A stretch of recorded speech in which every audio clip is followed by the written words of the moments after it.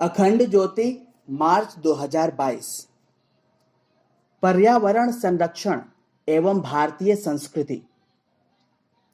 भारतीय संस्कृति में जियो और जीने दो का सिद्धांत सर्वोपरि रहा है, जो केवल प्राणियों तक सीमित नहीं। इसमें चर अचर, जड़ चैतन्य, प्रकृति का हर घटक शामिल है। मनुष्य जीवन और प्रकृति के बीच सामंजस्य इसका मूल मंत्र रहा है, जिसमें प्रकृति का अंग बनकर रहने का भाव रहा है कि उससे उतना ही लिया जाए जितना कि आवश्यक हो। हवा, पानी, पृथ्वी, अग्नि, आकाश जैसे मूल तत्वों से सृष्टि की रचना होने के कारण भारतीय दर्शन एवं चिंतन में इनकी शुद्धता एवं प्रदूषण रहितता पर विशेष ध्यान दिया गया है।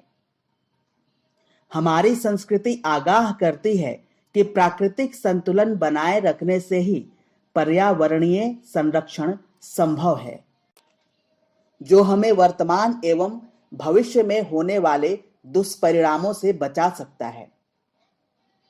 प्रकृति के साथ सह अस्तित्व, सामंजस्य और सौहार्दपूर्ण मातृभाव युक्त सम्माननीय दृष्टि ही भारतीय संस्कृति का विधान है। हमारे प्राचीन ऋषि मुनियों ने वनों के बीच रहकर जीवन के उच्चतर सत्यों का संधान किया।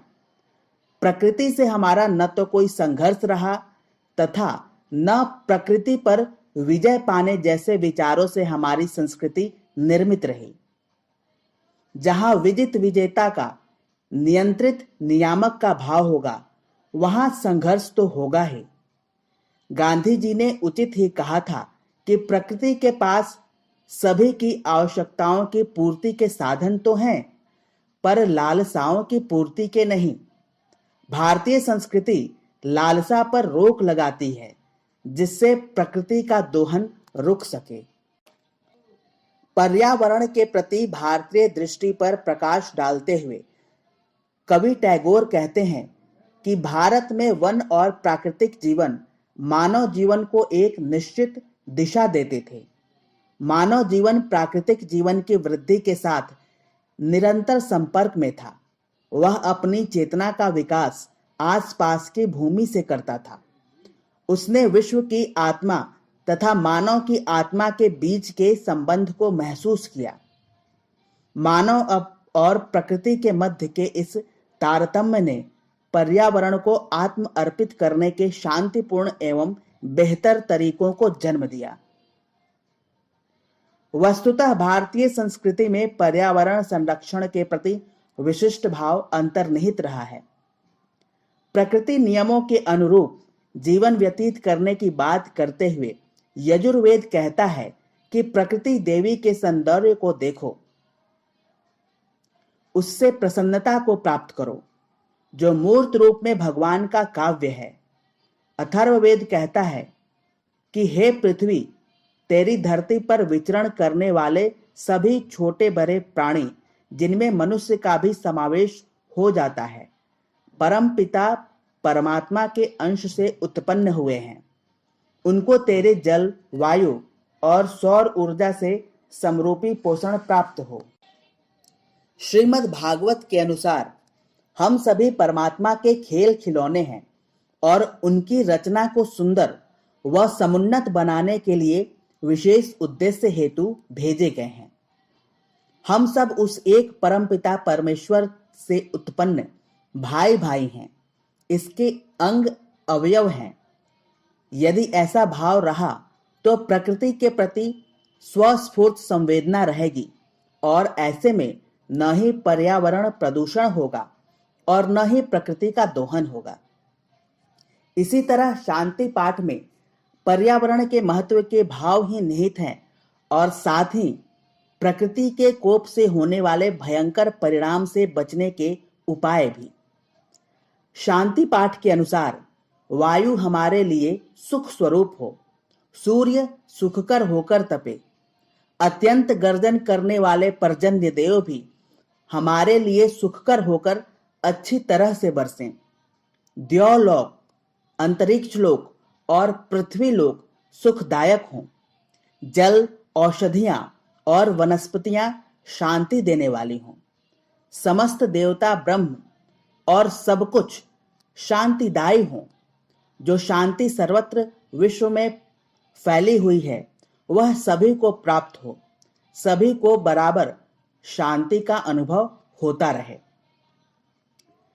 सृष्टि के हर घटक में दैवी आस्था रखने वाली वैदिक संस्कृति में पर्यावरण को तैयार करने वाले पृथ्वी, वायु, जल, आकाश, चंद्र और सूर्य आदि मूलभूत तत्वों को देवता की संज्ञा दी गई है।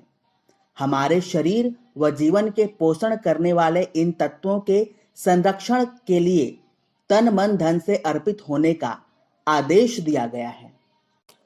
इनकी शुद्धि, पवित्रता का भाव इसमें निहित है, जिसके लिए यज्ञ, हवन आदि करने का निर्देश दिया गया है।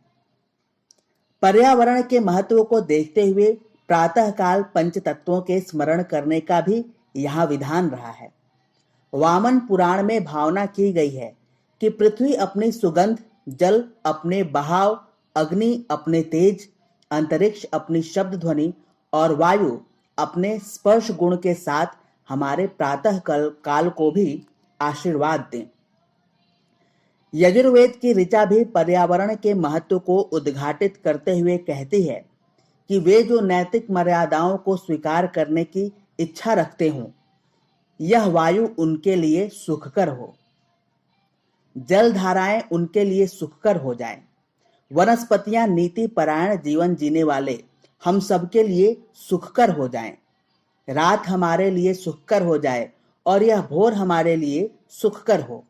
हे सृष्टिकर्ता, हमारे लिए पृथ्वी और स्वर्ग सुखकर हो जाएं, वन देवता हमारे लिए सुखकर हों, सूर्य देव हमारे लिए सुखकर हो जाएं और धेनु हमारे लिए सुखकर हों।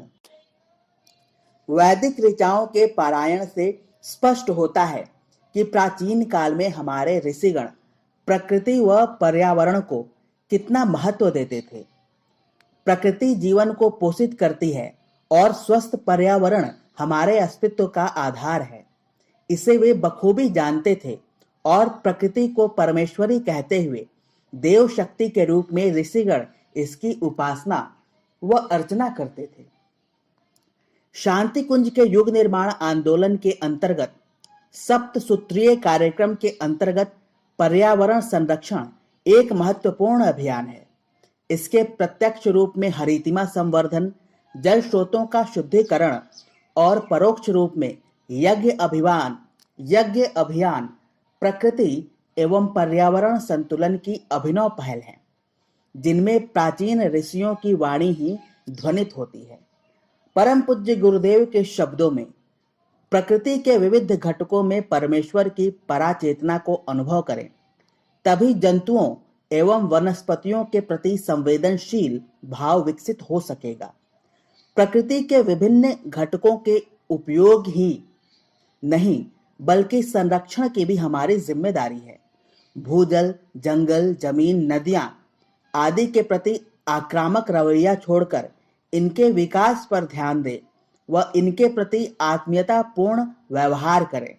इसी में प्रकृति एवं पर्यावरण संरक्षण के समाधान सूत्र निहित है, जिसका प्रतिपादन हमारी संस्कृति आदिकाल से करती आ रही है।